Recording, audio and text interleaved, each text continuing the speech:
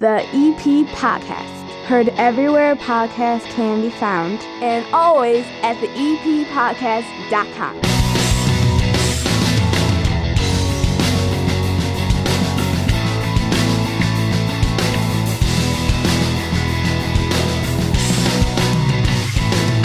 It's Football Friday on the EP Podcast. The regular 30 Minutes of Good is available still on demand if you missed it earlier this week, anywhere podcasts can be found, and always at theeppodcast.com. During the high school football season, though, we check in each and every week on the Evergreen Park Mustangs.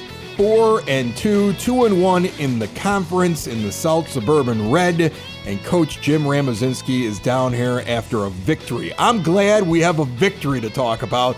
That's a big one. You've turned the page on a little bit of struggles, and now sitting at 4-2, and it's full speed ahead till the end of the season, I would think, right?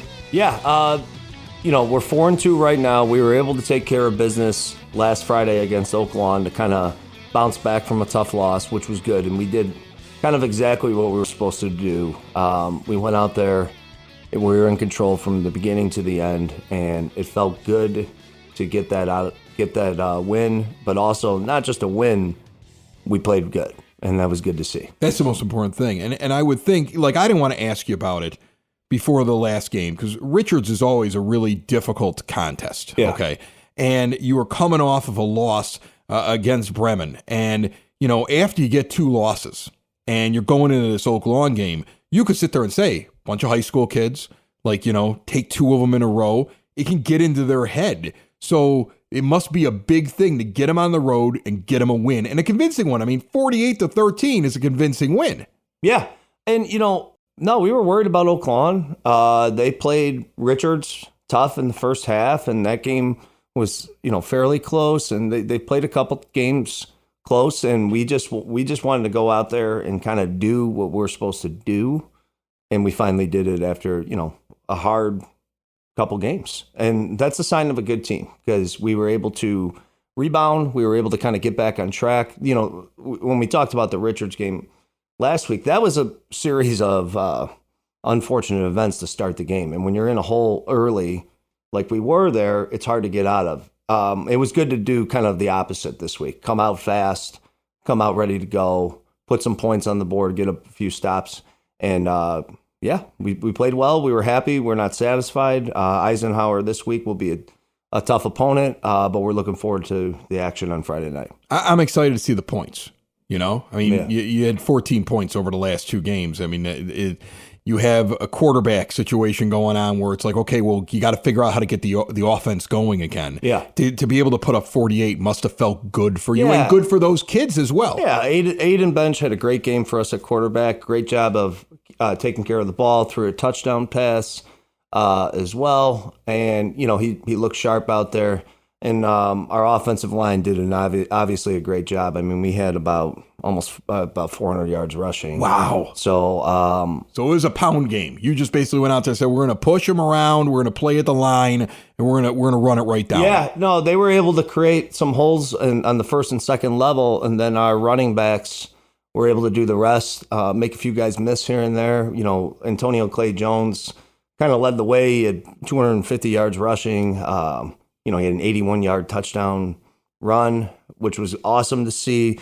We had David Johnson come in there. He had a couple touchdowns as well. Justin Villagomez got a touchdown as well, rushing touchdown as well at the end.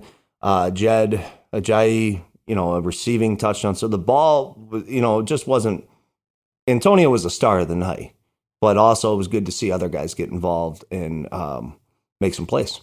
I was at a different game the other week. My daughter, she had senior night. She plays over, she's at Mother McCauley, so she's over at the Brother Rice game, right? And I'm watching the game that they're playing, and I remember early on in the game, I'm not a football aficionado. I could kind of look at a couple of lines and maybe make a bet on FanDuel on some pro sports, right? I understand the game, but at one point I looked at it and I go, they can't stop the run. And it was as if the coaches realized it at some point. Second half, they never threw a pass in that game.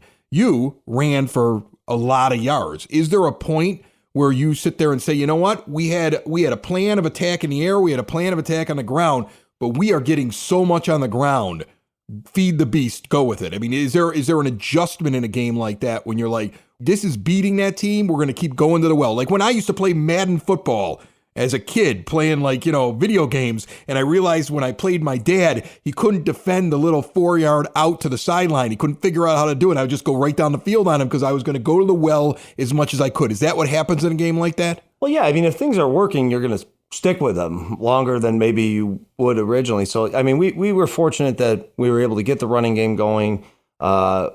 Defensively, Oklahoma runs a triple option. So I thought we were very prepared for that. They got one long play on us that they executed pretty well. You got to be ready on that, though, because that's a lot of read and a lot of making sure that, like, you trust the guy next to you because you've got your spot and he's supposed to take it if all of a sudden the ball gets flipped in that direction, yeah, right? And we spent a lot of time prepping for it this week. Obviously, we had to, and we did it, like I said, one mistake where they were able to kind of get a long run on us and score in the third quarter. But other than that, we were pretty solid. We took advantage of our opportunities on defense too. We had 3 interceptions. Lonnie Mosley, sophomore, got an interception. Yarm Garcia, another sophomore, interception. And then Caleb Kaiser, a junior, interception. So it was good to see some. And those are opportunistic plays right there. I mean, an interception means that you're reading things and then you still have to make the play and actually catch it. I mean, DBs want to always think to themselves, well, I'm going to get the pick, but in reality, their first job is to knock the ball out of the guy's hands because they don't want the completed pass. Yeah. So you got to be opportunistic to get that many interceptions. Well, and it's tough to get an interception. I mean, I've coached DBs. That's the position I've spent the most time with over my years, and it's really hard to get guys to be disciplined with their eyes and with their body and understand. You can't be looking back at QB all the time. You do have a responsibility, whether it's zone or man. And you got to get to your spot.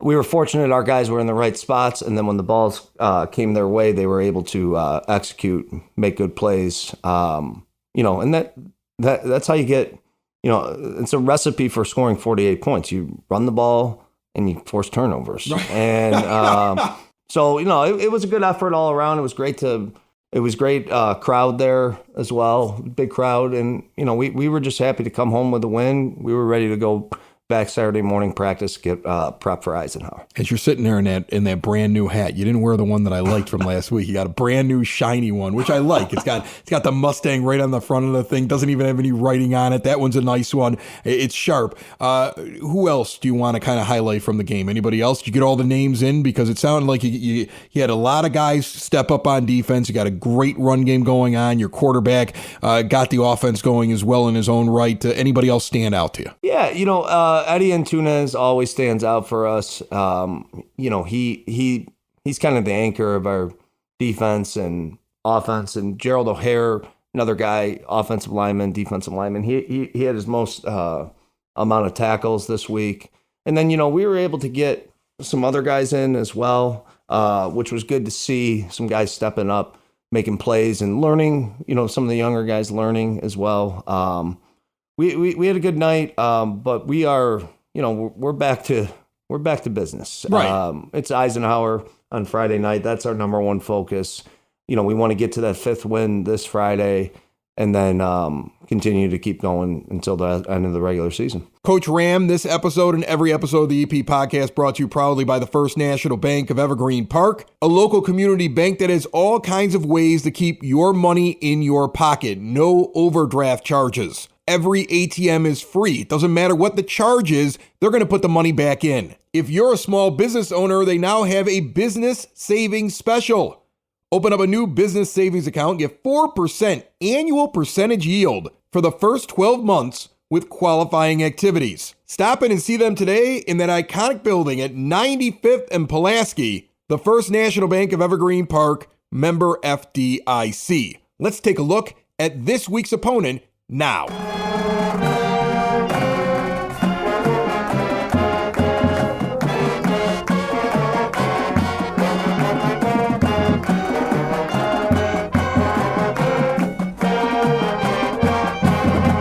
Let's talk about Eisenhower. Okay, so we've got 2 4-2 teams here that are playing each other. You're going on the road again. It's Friday night, 6:30 start from what I can see on the 6th of October. And you got the Mustangs versus what are they? The Cardinals? It looks Yep. like a Cardinal there. Okay, so tell me about this team. They look pretty good. Yeah, they've had a nice solid run over the past couple years, and they got a few dudes who are very talented, who are getting some serious college looks and college offers. So obviously we know who those guys are, but we know who everyone is over there. And they're a well-coached team. They're going to work hard. They have excellent team speed, and they have playmakers. But obviously we're spending the whole week looking at them, preparing for them, just like they are for us, and we're looking forward to a good battle on Friday night. You talk about the guys that are being scouted. You talk about the playmakers. Is that a process that you go through every week where you sit down and go, okay, we have to worry about this? Because I would think, as somebody thinking about high school football, all right, like teams have to play still as a team, but it's the difference makers that can change the entire momentum. And if you're not prepared for somebody who, let's say, has a special skill set, and your guys are just playing them like vanilla, like you would deal with anybody else at that position, that's how you get burned. That's all of a sudden the guy goes off for 4 touchdowns, and that changes the game. Yeah, I mean, from a defensive perspective here, we as coaches spend a lot of time over the week. All coaches do, but I'm just looking at it from our defensive guys right now. We spend a lot of time over the weekend watching film, watching our own guys, watching the opponents, and then when we meet on Sundays, we kind of know what who their guys are that are their stars that they want to get the ball to, or their guys who are their best blockers or whatever. So we obviously research that, look into that. We understand what kind of scheme they're running, and we talk about it, and we prepare our boys the same way. We kind of give them the cliff notes of everything. It's on our boys to also mentally prepare as well. It's Tuesday, like always is here. We had a good day of practice today, and the goal is each day to have a better practice than the day before. And if you're doing that consistently, you're going to be prepared on Friday night. And we felt very prepared last Friday, and we'll be ready to go this Friday as well. You mentioned it's Tuesday, and you always come over here right after you're done with practice and come walking in.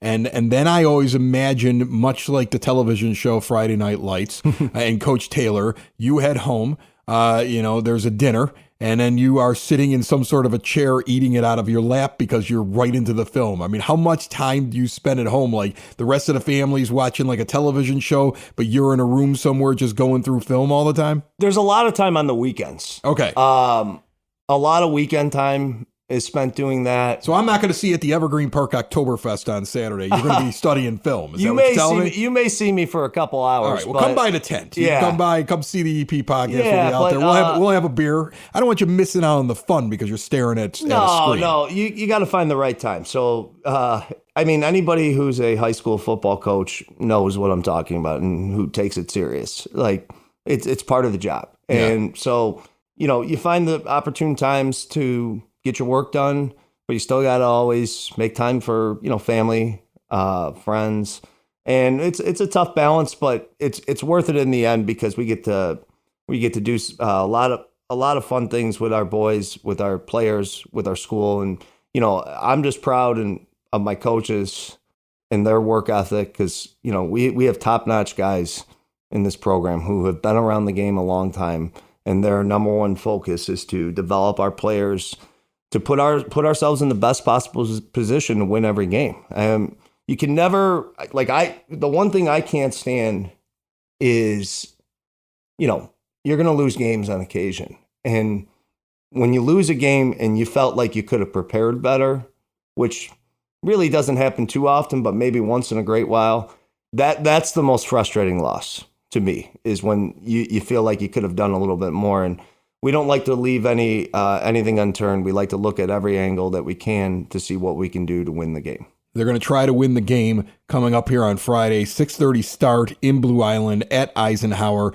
I have been to that field a couple of times, and that's an interesting little community right there, very close. I would imagine it'll be loud out there, and you guys are going to have to be road warriors. Yeah, well, Week 6 was our first road game, and honestly, it felt kind of good to go on the road, change of pace, change of venue, and not that we don't like being at home, of course, but it was good. Yeah, but you probably want to get this one in. I remember Coach Verdi used to say, that homecoming is just a giant week of distractions, and you've Yeah. got that next. So, I mean, Yes. I'm sure you're like, let's go take care of business because it's going to be a circus next week, Yeah, right? no, I mean that is the plan to, like I said, we're preparing every day for it. Eisenhower's a good team. They're well coached. It'll be a good matchup Friday night. All right. And then the circus begins. I can't wait to talk to you during circus week. Seriously. Come on. You know it is. You know it is. It's a giant circus. It'll be a lot of fun. The kids enjoy it. The community, it's for the kids and for the community, and we'll try and keep it as coaches love it. Coaches love homecoming week. They just think it's the best thing in the world. All the distractions is the best. Yeah. Well, it's my first homecoming, so I'll see here. So I'll see. I'm sure it's great. Like I talked about before, we have a great school community, great school, and we appreciate our community support that we have. And like I said, homecoming's for the kids in the community, so it's worth it in the end. Awesome. Coach Ram, good luck against Eisenhower. Thank you. Thanks for having me. It's the EP Podcast. All things Evergreen Park. It's the EP Podcast. Evergreen Park.